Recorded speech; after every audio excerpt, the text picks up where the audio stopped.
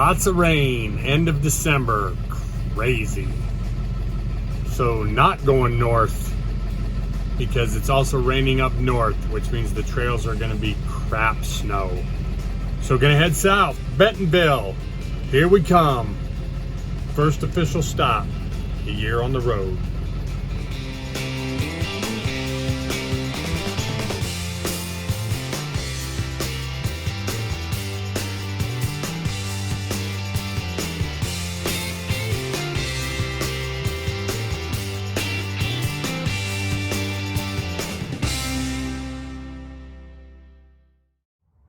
Howdy, y'all. From somewhere in Kansas, headed west. Seemed fitting to throw on the cowboy lid as we head across Kansas. Man, what a trip. We were gonna head north, but it was raining like crazy in Des Moines, and the forecast was for that to continue up north. So thought, all right, let's head south. We headed to Bentonville. We'd heard some great things about that and thought we'd head down there and check out the scene. I have to admit, I figured Bentonville was nothing more than the home of Walmart, and from what I had been told, some pretty rad mountain biking trails, and a big event is going to kick off next year down there called the Big Sugar, which is a gravel race. So I was stoked to take Black Betty, my fat bike, to those gravel trails. Michelle Smith-Jones rode shotgun and was a real trooper. We had 3 awesome days of riding down there. But one of the great things about adventuring and heading out on the road, right off the bat, we roll into Bentonville, take the obligatory picture at the world headquarters of Walmart, and then just head into downtown to see what's what.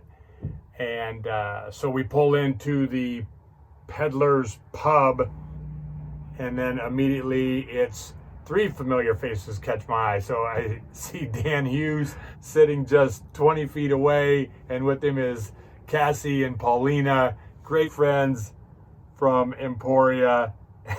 So what are the chances? But I'm telling you, adventuring, that's just the synchronistic nature of it. So we got to hang with them for the night, coffee the next morning, and again, this is another great example of the way things work when you strike out, head out into the unknown.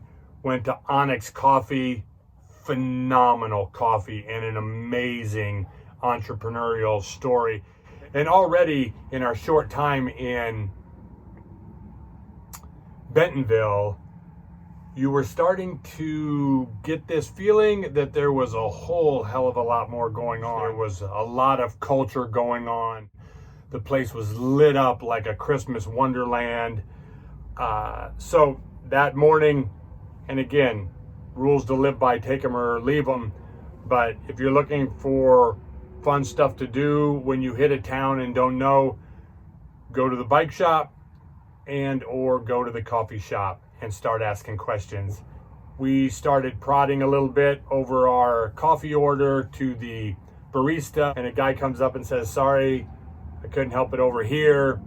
A gentleman by the name of Sam Means sat down with us, laid out an entire gravel loop, and then also letting us know that his band was playing on New Year's Eve, a band called Beer and Hymns.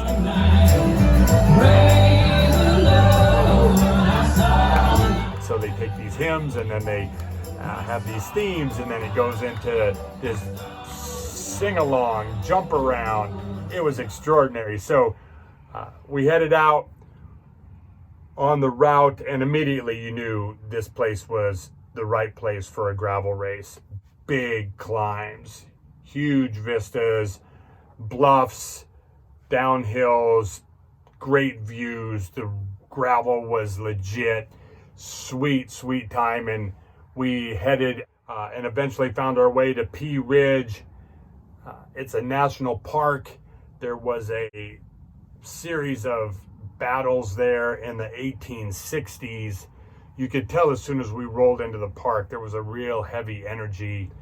And after maybe it's a 7-mile loop, this national park, and after about a mile or two, it opens up to this battlefield, real battlefield, cannons still in place, storyboards about what took place there, huge battles, tens of thousands of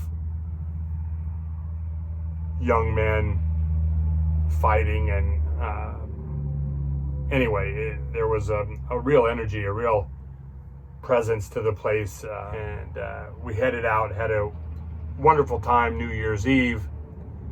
Got a couple more gravel rides in while we were there. Sam invited a good friend of his, Ben, who works for a company there, Lane Shift. I think that's it. I'll put the information in there, because then we got a real education as to what was going on in the mountain bike scene, which Bentonville has now become arguably the mountain bike capital of the United States.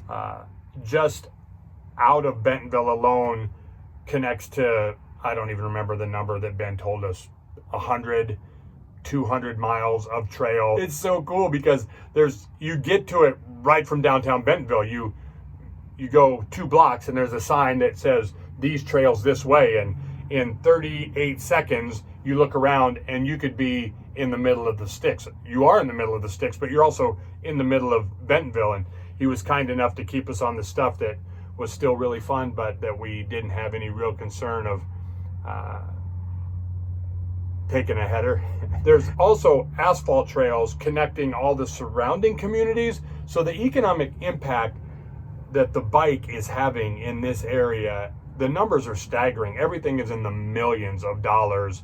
For those of you that are from Iowa watching this, you know the impact that the paved trails have had on the small communities and hotels and food trucks and bars and all of the bike shops and all of the supporting, and they're making a business out of it down there, a science out of it down there. This is going to continue to grow like wildfire because it's in every community's best interest to become bike friendly. The numbers economically support it. Forget that it's great for the economy. Forget that it's great for the environment. It's great for humans. The studies they were sharing about the fact that how much more productive people are that bike to and from work, even if it's 3 miles or 4, whatever, quality of life. It was extraordinary. I was told that if you're looking to start a small business, there's no place else in the country that is quicker to make that happen from back of napkin to up and running than, again, Bentonville, Arkansas, because of the entrepreneurial institutes that they have there, and showing any of us that have those type of dreams, whether it be coffee or you name it, how to take it from, just a flicker to a real thing. So I still have goosebumps thinking about the last 4 or 5 days in Bentonville. Goes without saying, but I'll say it. If it's biking, gravel, trails, food, coffee, music, museums, art, get to Bentonville. It's extraordinary. Time incredibly well spent. It was hard to leave there. And as you can imagine, a biking community, it's vibrant and the people are super friendly, super welcoming. They've got something really extraordinary going on down there. So that's it. Hopefully you will enjoy what we're doing here with a year on the road. I do not know where we'll end up tonight. That's a beautiful thing. And when I say we, I'm talking about Pat the Pillow Pet and Guy and Haw and Black Betty and the Blue Beast, the entire team. But the next real destination is JP's Fat Pursuit, which starts the 10th of January. So that's all for now. Wish all of you the absolute best 2020 that you can possibly have, and as always, encourage you to expand your possible, chase your dreams. If you know what your Iditarod is, go get it. That's all for now.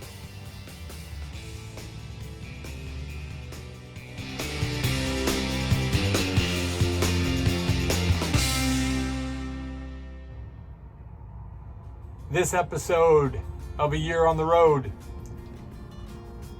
Click on the link in the post to subscribe on our website, and you'll catch everything that's going on. Not only from A Year on the Road, but the movies, the books, and all the shenanigans from the road.